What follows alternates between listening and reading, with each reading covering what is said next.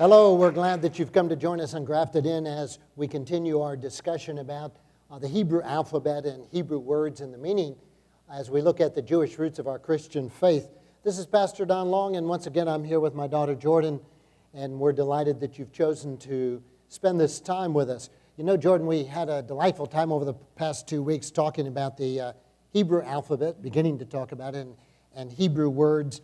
To kind of refresh our audience, we talked about the fact that Hebrew letters actually are words. Mm-hmm. And so that if we were to spell the word, for example, in English of dad, we'd say D-A-D. Well, D-A-D doesn't mean anything. It spells dad. But in Hebrew, if we were to spell the word for father, which is Aleph, Beit, Aleph means something, Beit means something. We would have a word there that means the master of the house. Mm-hmm. So the letters in Hebrew actually are words that mean something. And furthermore, we talked about the fact that letters have numbers associated with them. And so the rabbis figured out very early that we can find associated words, and that enriches the understanding of the Scriptures. So last 2 weeks, in fact, we were talking about the letter Shin. Yes. And we had a great time talking about it, but we ran out of time to talk about one of our favorite words that begins with Shin, which is what? Shalom. So do you want to start? You want to jump in, talk about Shalom and what it is? Yes.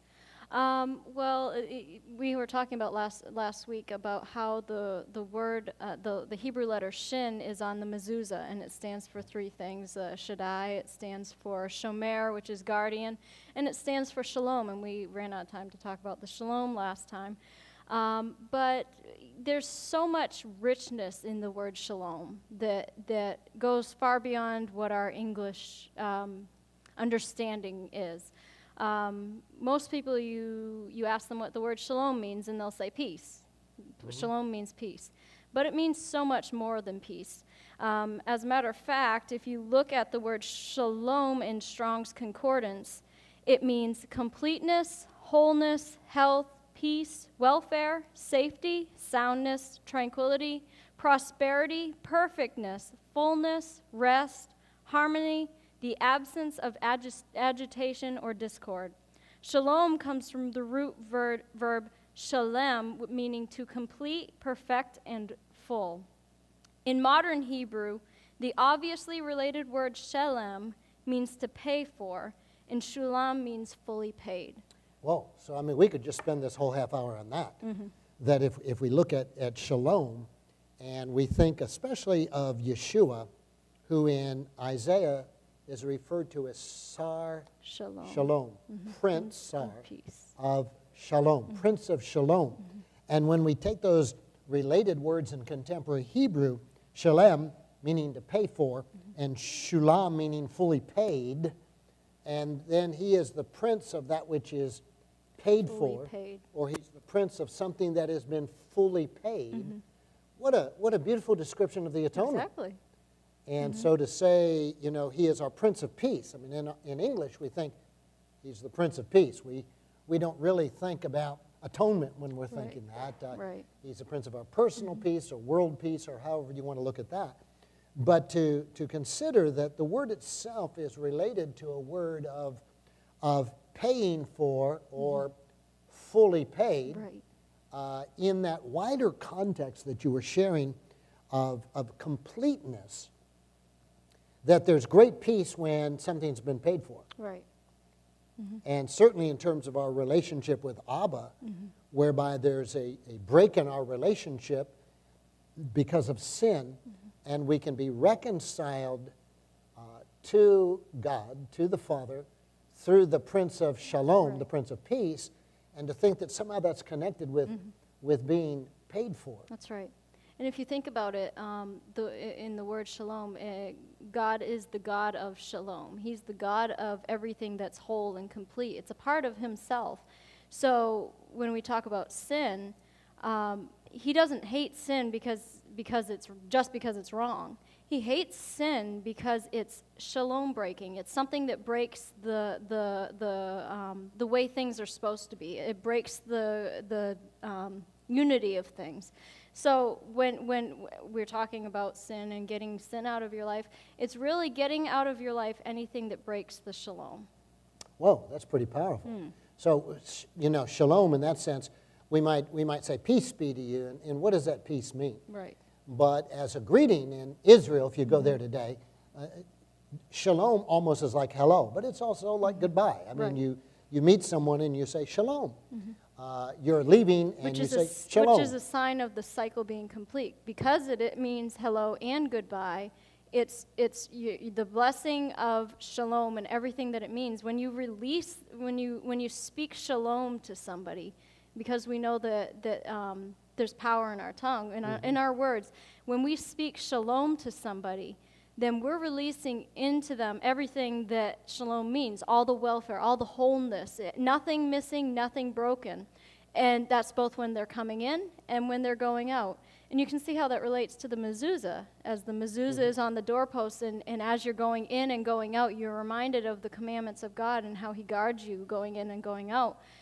Well, that wholeness, that fullness, and again represented by the shin that's on the mezuzah, it encompasses us when we go out in peace, and we come forth in peace. Wow. So really, again, expanding those words, that if I extend shalom to somebody, when I say to you shalom, I'm not just saying, how are you? Right. I'm really saying, I'm wishing upon you or praying upon you a completeness, wholeness, health, prosperity, everything in your life brought to completeness. And then when I leave, again, it's almost like a blessing. It's a greeting and a blessing, all wrapped up in that word shalom. And when we go through that door again, I touch that mezuzah, I see the shin there, and it reminds me that I am to be coming into a home where there's completeness, That's where right. there's wholeness, And where I'm there's supposed to be bringing that into the home. right. So I carry harmony into the home, or let's put it this way: it's an absence of agitation. That's right. So, But it's not just the absence of agitation and nothing else. Shalom is more the presence of someone coming and filling the void. It's the presence of someone coming and making everything complete. So in that sense, it's more than just the absence of something. It's the presence of someone, So I'm coming into the house, and I should be bringing the presence of God into the house. When I'm leaving the house, I see it, and again, I'm taking the presence of God with me. I think of Mom who says to you, has all the time, and to all your siblings as well. Whenever you go out the door, it's remember who you are and remember whose you are. So within the environment of our home, there is the context of shalom in the house. That's right.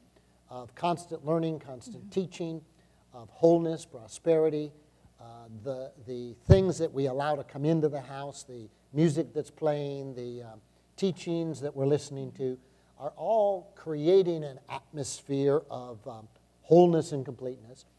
And so that when you go out into the world, you are carrying that wholeness and completeness with you. You're not just out doing your thing, but you're carrying the presence. Right. And you're carrying it with you so that the people in the world who don't know the author of Shalom, they don't know the God of Shalom, so that you can be a witness to him. And if you bring it into their atmosphere, you're providing them the opportunity to choose him if they want to.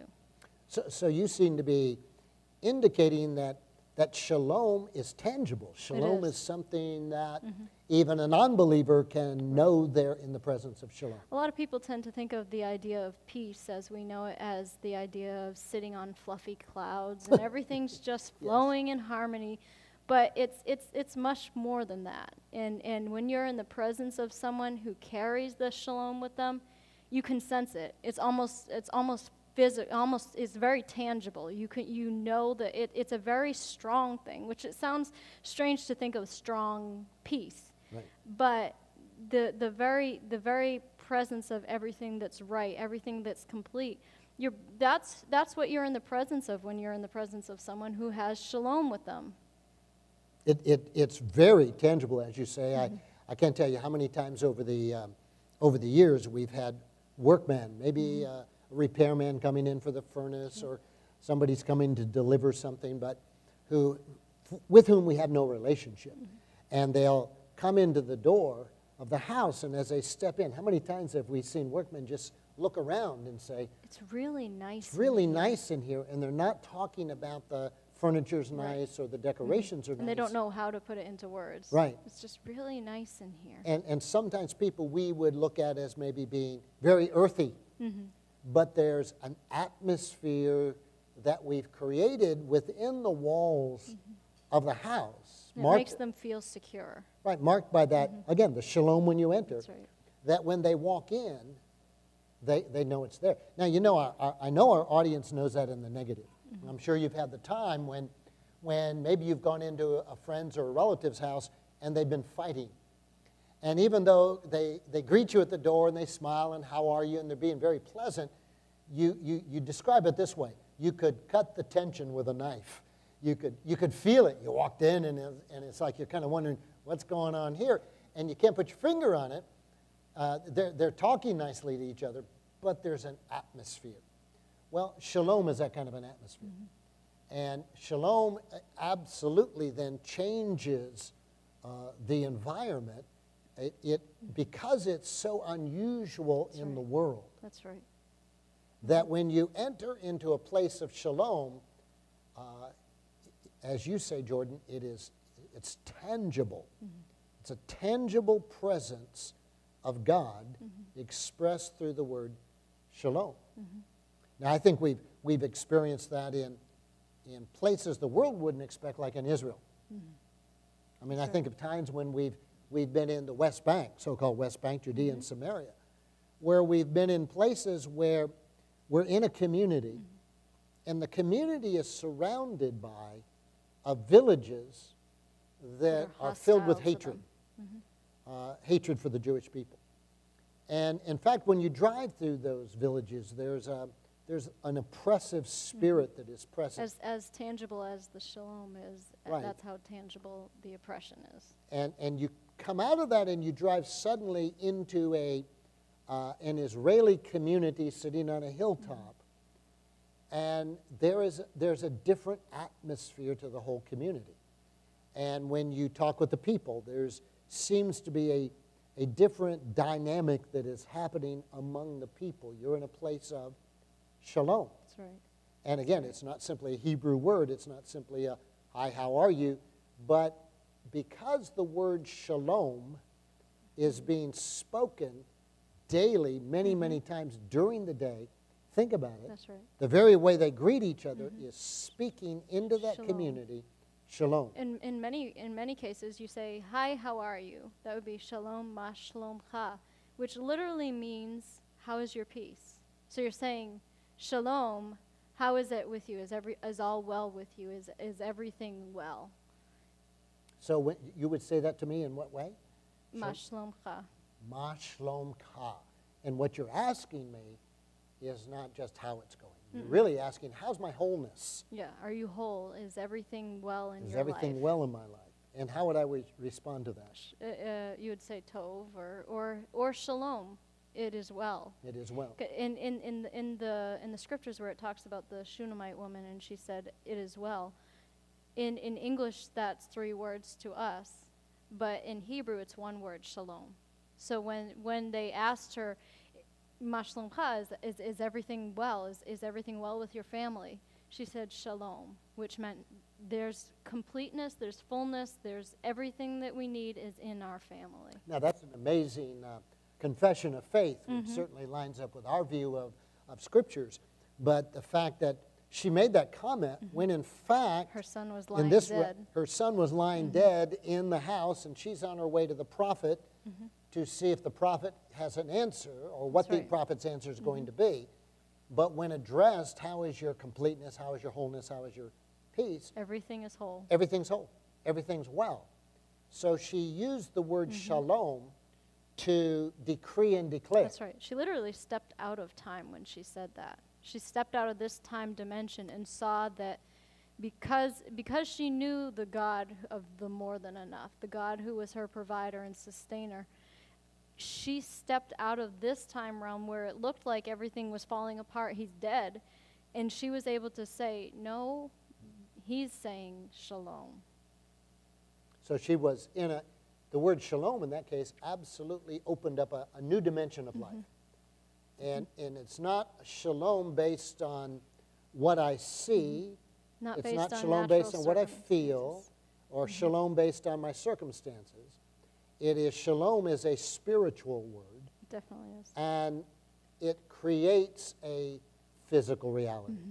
So I don't wait for the physical reality and say shalom, but I speak shalom, and it changes the atmosphere That's right. and turns it into an atmosphere of shalom. That's right. Well, we should have an English word like that. You know, the words that we get out here, I think another one that maybe people have heard is Shalom Aleichem. And again, like you said in the previous one, Shalom Aleichem literally means peace, my friend, or shalom, my friend. But what you're really saying is wholeness be upon you, my friend. So it's not just a matter of greeting, but it's a matter of extending something to someone else. On Shabbat, the Jewish people will most often say Shabbat Shalom. Well, what are they saying? That there's a wholeness and completeness in Shabbat itself. Shabbat Shalom is different than another kind of shalom. And it means so much more than just Sabbath peace. You know, Right. Sabbath peace be upon you, but you're releasing into them. May the wholeness, may the completeness of the Sabbath be upon you. So we don't tend to think in English Right. of our words releasing things. They're words. We're using them to communicate. Right. In the Hebrew, we're communicating a whole dimension of blessing beyond that. And, you know, I think often that the disadvantage, therefore, when we come to our English Bible is that we're choosing English words out of necessity, but the words themselves are limited in their scope and ability. Whereas when we look at the Hebrew, we find out, whoa, something was being said well beyond that. That's right. So when Yeshua said, peace I leave you, My peace. my peace I give you, he's really saying shalom. Shalom be unto you, and my shalom. Well, Think about that. think about his shalom. That's right. It's completeness and wholeness and health and prosperity. That's the shalom that enabled him to walk through the crowds and they weren't able to touch him. That enabled him to go to the very depths of hell without being afraid. That was the shalom that he had. Well, that was the shalom that he spoke over a raging storm. That's right. You know, he didn't. He said, "Shalom, be still." Right. To the storm, he didn't stand up and say, peace be unto you, No. and wave a peace sign. Right. But he literally spoke shalom out into that storm, and the words and power of shalom overtook the storm, and it quieted down. That's right. And you think about that, how he said he left us his shalom. And he also said that the works that I do, you shall do also, in even greater works than these. So it may not be a physical storm you're facing, like on the sea and all that, but whatever storms in life, we're the ones who are supposed to dictate with the words of our mouth. We're supposed to stand up in the middle of the situation and speak shalom and wholeness into it before we see it with our natural eyes, before it appears in manifestation here. If we speak the shalom into that situation, we're calling it into alignment with him. So shalom then is a word that counters the negative. right. I'm looking at this list again of what it says for shalom in terms of completeness and wholeness. Completeness, wholeness, health, peace, welfare, prosperity, safety, tranquility. So if I come into a place of brokenness, I enter a situation of brokenness, then the word that I should be decreeing is the word shalom. Because shalom also carries the idea of restoration. I see that in many places where it's talking about how shalom is restoration. It's restoration to the order it's supposed to be, restoration to the completeness where it's supposed to be. And all of that is wrapped up in that. So I can then use the word shalom as a counter to negative things. Walking into a hospital where someone is sick or dying, then the word that I should bring is the word shalom. And it's not just that I try to think I'm carrying shalom, but I speak the word. And when I speak in that hospital setting, shalom, I'm speaking health. I'm speaking life where there may be death. In a place where there's a lot of agitation, if I speak shalom, I'm speaking words that are like oil on troubled water. They're going to, that very word shalom is going to begin to encompass it, calm it down.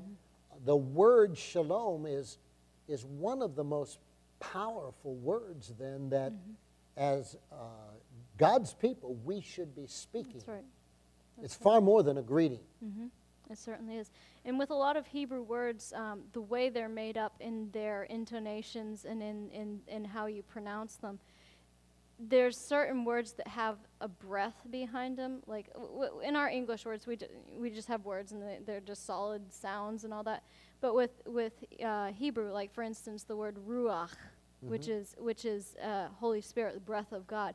Even the very word ruach, you get that breath that you're sending out. Same thing with shalom. Shalom. It's just there's a flow that God created behind the very word itself that releases the breath of God into it. So there's something intentional about that. I'm not just saying a word. Yeah, and I'm not casually just throwing out the word shalom. I mean, not to say that people don't do that, but we can say it with intention, as opposed to shalom, shalom, or shalom aleichem, is to shalom, to look someone in the eye and to say the word shalom. I'm imparting again something much bigger than the word itself. Right. And very interesting, there's many other contexts where they use the word shalom in sentences, but the phrase, and it's used throughout the scriptures in several different places where it talks about my close friend, my trusted friend. That's literally man of my shalom. Ish shlomi is the phrase. So when you're talking about somebody who's your close friend, who's you trust, like one that you trust, it's the man of my shalom, man of my completeness. And you think of all the richness that's in that. Wow. Ish shalom. Ish shlomi. My shalom. The shlomi is my shalom. So you're the man of my peace. What would that be for a woman? Isha shloma. Isha shloma. So that would be a great phrase for a husband and wife, for example, to be referring to each other in that. You're the man of my peace. You're the woman of my peace, of my shalom, of my completeness, of my wholeness, of my prosperity, of my blessing. Someone who makes me complete. So much more meaning in that in the Hebrew than if I were to introduce my wife as, this is my wife, she's my best friend. Well, that conveys something, but not nearly as rich as she's my shalom. She's my complete. She's the one who completes me. Completeness, wholeness, and prosperity. Whoa, that's pretty cool. Where'd you learn that one? In my research on shalom along the way. One of the fun things we have is looking at words, and I would encourage you to do that as well. You know, there's different kinds of books that you can get. I have one here. It's called The Wisdom in the Hebrew Alphabet. And it's written by Rabbi Michael Munk, and it takes you through the different letters, what the letters may mean, and what the wisdom is underneath those letters. Something, again, that you need to get into the Hebrew mindset in order to understand that. And as we've talked often here on this Jewish Roots broadcast, that Paul was very clear that as Gentiles, we've been grafted into Israel.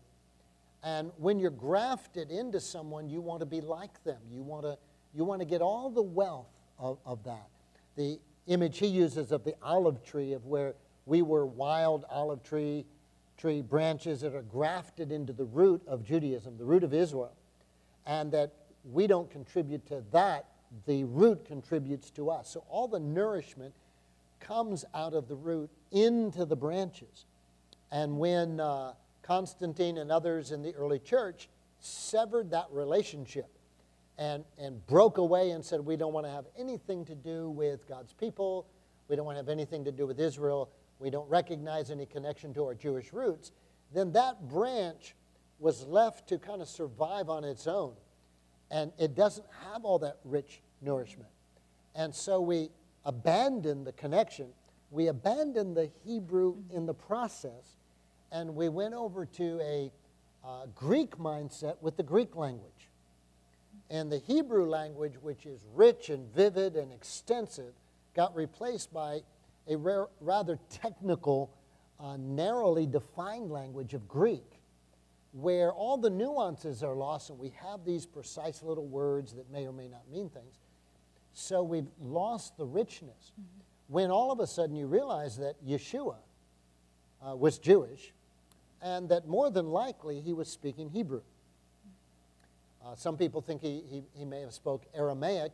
He certainly might have in some places, but Hebrew was a common language for the people. Certainly the scriptures were in Hebrew. And when the early apostles went out, and Paul himself, he's a Hebrew-thinking man. Mm-hmm. And he's struggling to take Hebrew words and Hebrew concepts and put them into the Greek language which the Gentiles used.